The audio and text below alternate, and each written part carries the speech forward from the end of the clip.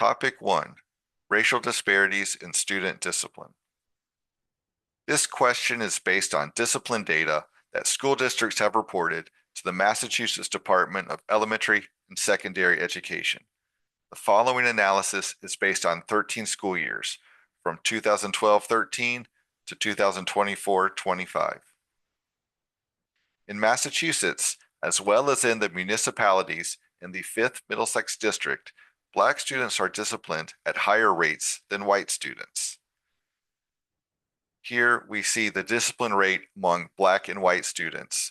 The discipline rate for Black students is calculated by the number of Black students reported disciplined divided by the total number of Black students in that district. That is shown in the red bars. The discipline rate for white students is the total number of white students disciplined divided by the total number of white students in the school district. So, and that is the blue bar. Massachusetts is provided at the far right as a comparison, and that's the data reported across all the school districts in Massachusetts. So across all of Massachusetts, 7.7% of Black students were disciplined and 2.6% of white students were disciplined. Question 1. What precise steps would you take in your first 2 years to reduce school discipline disparities?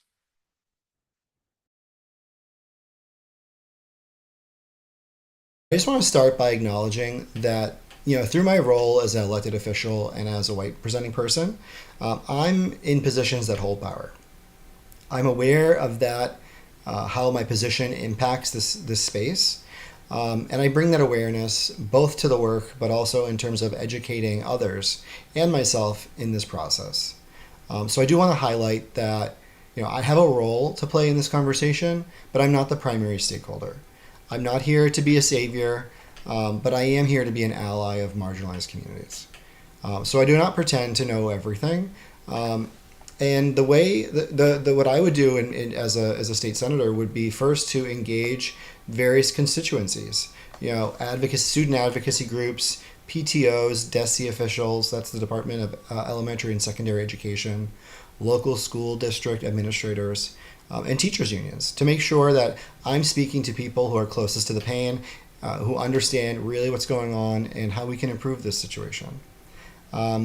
Developing those deeper connections is how you learn from experts. Like, again, I said, I don't know everything, but I'm willing to learn and I'm willing to have those conversations to collaborate to make sure that we're bringing the great common sense solutions that are backed up by data and actually have improved learning outcomes for all students, particularly Black and brown students. So, based on those conversations that I've had already and that I will continue to have, I would be brainstorming legislation to encourage common sense changes that will help, like I said, improve learning outcomes. This could include, eliminating zero tolerance rules and restorative justice practices. We could be, launching implicit bias trainings, or establishing support networks for behavioral interventions. Again, I'm not going to say that I pretend to know everything, but I am here to work and develop and strengthen those connections and those collaborative efforts so that we can get the best possible outcome and the best possible legislation.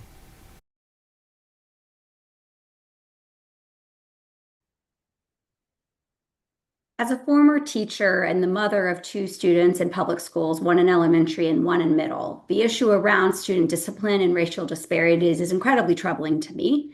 I think specifically about my own experiences being at the head of a classroom. I think also about being a member of the Richmond City Public Schools when I was growing up. I was actually a racial minority for the first 9 years from kindergarten through 8th grade, which is pretty rare, I think, in these days for a middle-class white student. There were more Black students in my classroom than white. I also note that the 5th Middlesex District is host to many races of students, not just Black and white. Look no further than Malden, which is incredibly rich and represented by dozens of different nationalities and ethnic backgrounds.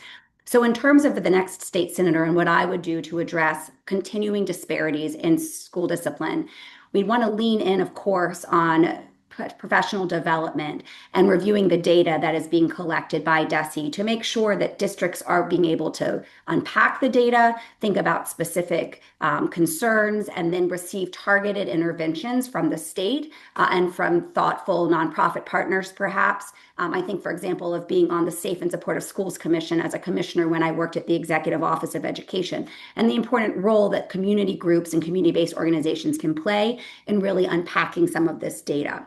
I also want to hold up the Crown Act as an example where the legislature can step in as well if we need to update our own non-discrimination laws. I was so proud to vote for that bill that is now a law in Massachusetts, ensuring that students cannot be disciplined for wearing their hair in traditional ethnic backgrounds.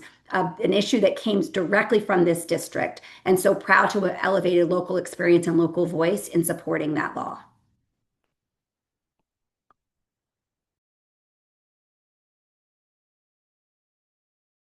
Our first question is what precise actions I would take in my first 2 years as a state senator to reduce school discipline disparities.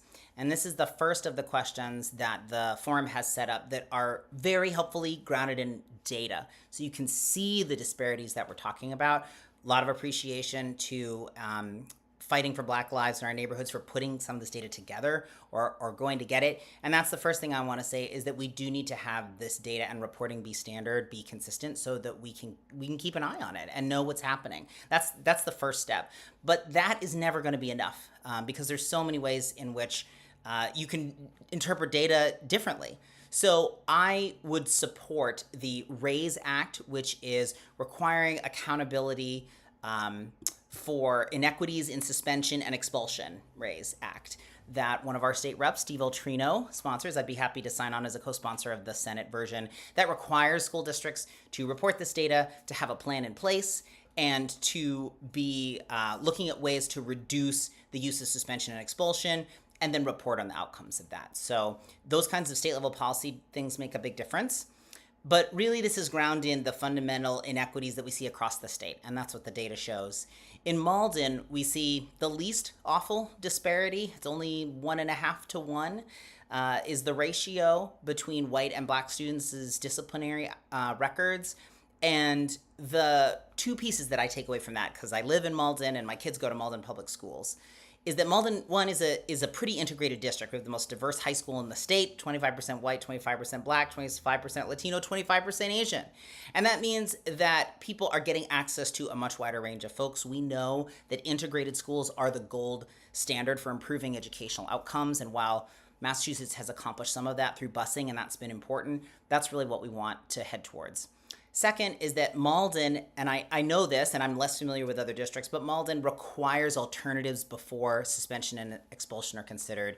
Mediation, restorative justice, anything that's going to try to keep kids in school. Because again, the research shows how important that is for learning outcomes, as well as avoiding what we call the school to prison pipeline, which gets kids, especially Black and brown kids, in this disciplinary set of consequences that all too often leads to juvenile hall or prison.